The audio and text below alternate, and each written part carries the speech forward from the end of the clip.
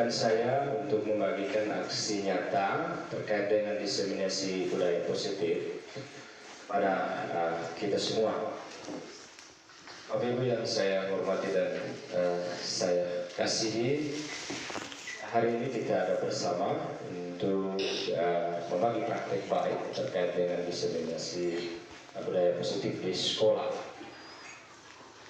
Materi ini sangat penting bagi kita ataupun bagi lembaga sebagai satuan pendidikan, kaitan dengan bagaimana kita membimbing dan menuntun anak-anak kita.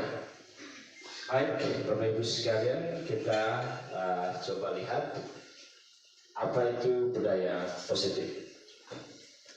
Budaya positif itu didefinisikan sebagai perwujudan dari nilai-nilai atau keyakinan universal yang diterapkan di sekolah. Jadi nilai-nilai universal, nilai-nilai umum yang patut kita kembangkan, patut kita bagikan kepada anak-anak didik kita. Jadi itu yang disebut dengan budaya positif. Nah, kaitan dengan ini, konsep inti dalam menerapkan budaya positif ada beberapa bagian. Yang pertama itu disiplin positif. Yang kedua, motivasi perilaku manusia. Sebentar akan dijelaskan. Dan yang ketiga itu ada keyakinan kelas, keyakinan sekolah, ataupun keyakinan mata pelajaran. Dan kita akan lihat satu persatu. Kemudian juga ada kebutuhan dasar manusia, itu ada 5 kebutuhan dasar manusia, saya akan lihat. Kemudian yang berikut adalah posisi kontrol guru.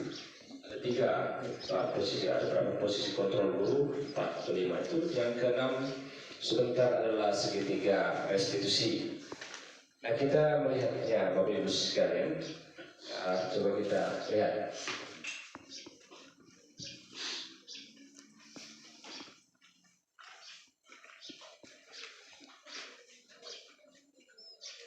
Kita lihat disiplin positif. Disiplin positif adalah cara menerapkan sikap disiplin yang bertujuan untuk menumbuhkan kesadaran serta memberdayakan anak mandiri melakukan sesuatu tanpa iming-iming hukuman, sogokan, ancaman maupun hadiah. Jadi yang mau kita harapkan dari disiplin positif ini, anak melakukan sesuatu tidak diiming-imingi oleh sesuatu, tidak diiming-imingi oleh dia takut guru, dia melakukan hal baik juga tidak diiming-imingi supaya dia dapat hadiah, supaya dia dapat pujian, tapi dia melakukan sesuatu atau kaitan dengan disiplin itu untuk menyadarkan dirinya bahwa hal ini sangat penting untuk pengembangan diri ke depannya.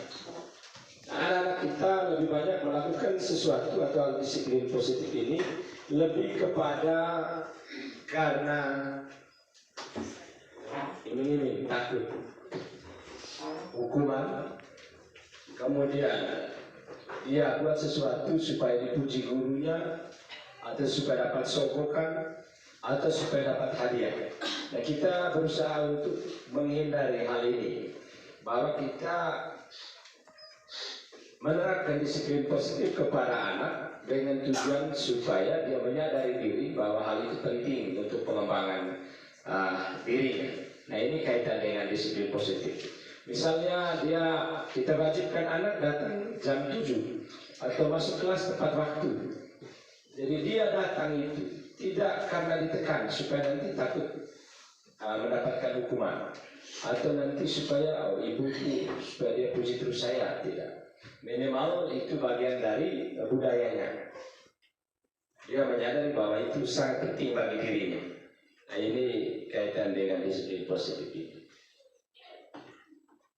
Itu ada sesuatu yang berharga.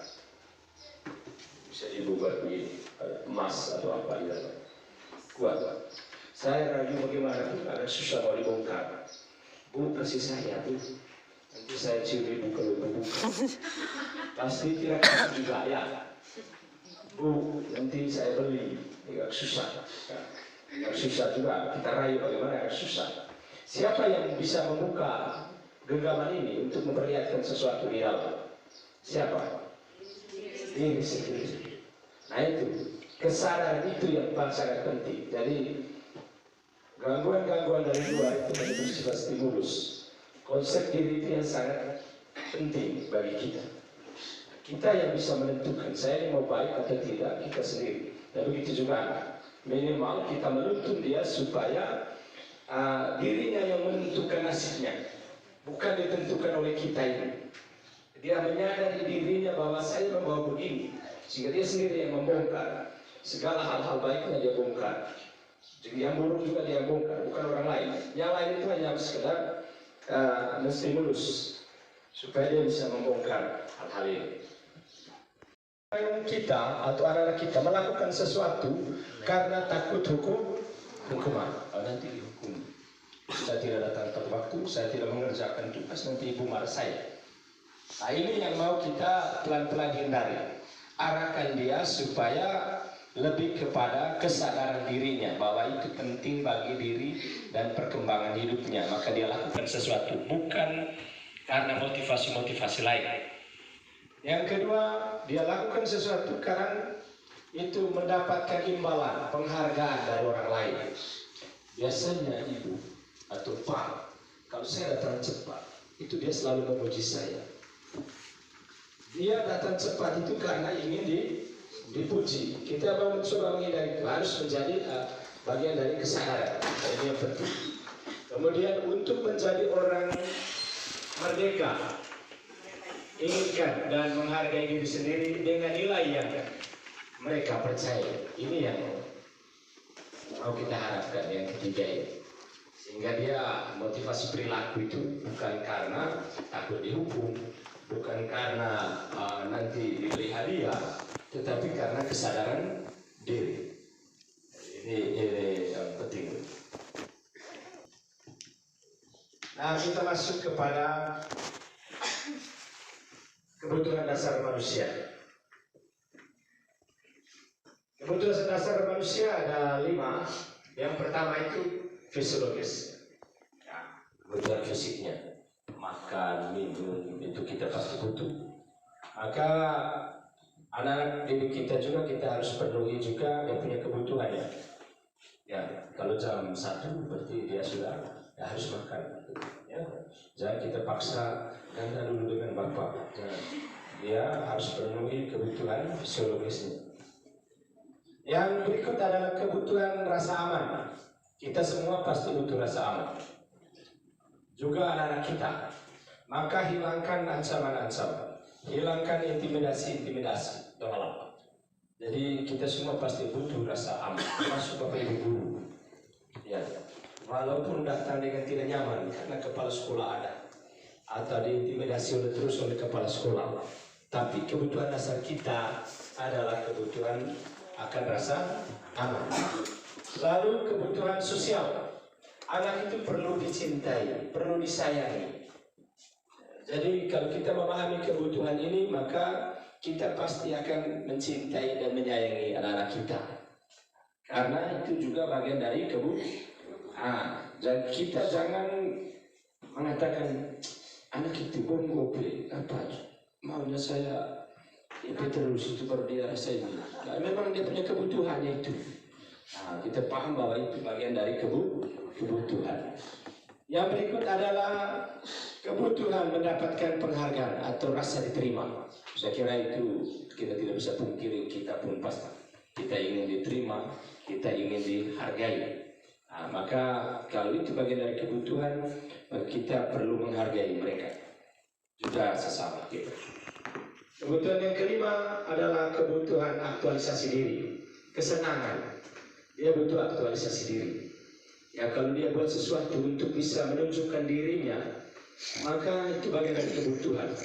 Ya, ada yang lewat cara berpikir, gitu ya. Orang bilang kalau saya berpikir maka saya ada. Bayu Hakim tahu, itu ergo sum. Ada yang dengan saya menulis maka saya ada. Scribo ergo sum, baru bahasa Latin. Artinya dia menunjukkan eksistensi dengan caranya. Ada yang dengan akal, dia menunjukkan bahwa saya ada. Jadi tidak harus dengan bahwa saya pintar, bahwa saya ada. Ada yang dibuat aneh-aneh menunjukkan bahwa saya ada. Itu bagian dari kebutuhan. Nah, kalau kita sadar memang itu kebutuhan manusia. Ya, orang ibu tidak pernah lihat saya, sudah saya buat onar dulu. Maka dengan sendiri ibu pasti lihat saya. Artinya dengan membuat onar maka saya ada. Nah, ini masing-masing kebutuhan. Nah, ini kebutuhan manusia sehingga kita bisa melihat itu sebagai sebuah kebutuhan. Ya.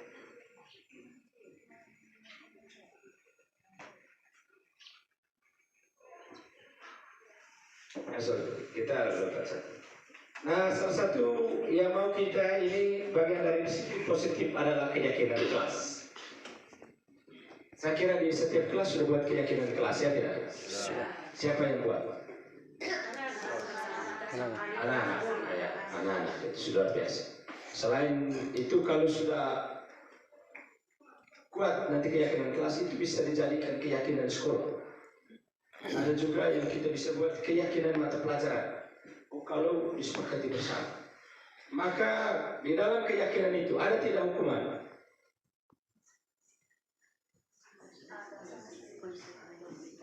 Ya, tidak ada hukuman kalau dibuat keyakinan. Yang ada adalah konsekuensi. Kalau peraturan maka lawannya ada hukuman. Nah, kita kan mau mencoba untuk menghilangkan peraturan menjadi sebuah keyakinan, kesepakatan kelas. Maka ada konsekuensinya. Konsekuensi itu tentu bukan kita yang buat, mereka sendiri yang buat. Nanti kalau kita buat begini, konsekuensinya begini.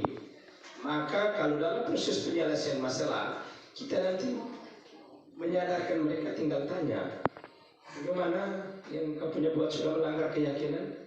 Oh iya Pak, melanggar keyakinan yang mana? Oh, disiplin misalnya, masuk kelas tepat waktu, saya tidak tepat waktu, maka saya melanggar satu keyakinan kelas. Lalu dari situ ada tidak konsekuensinya. Oh, ada Pak, itu hari kami sepakati kalau misalnya tidak tepat waktu maka kita buat ini. Maka tinggal kita arahkan buat ini. Ada tidak hukuman di situ? Tidak ada, karena mereka sendiri yang membuat konsekuensinya. Nah, maka di situ menghindari hukuman, tidak ada hukuman dari guru. Ya, mereka sendiri konsekuensi dari tidak melakukan sesuatu yang telah disepakati bersama.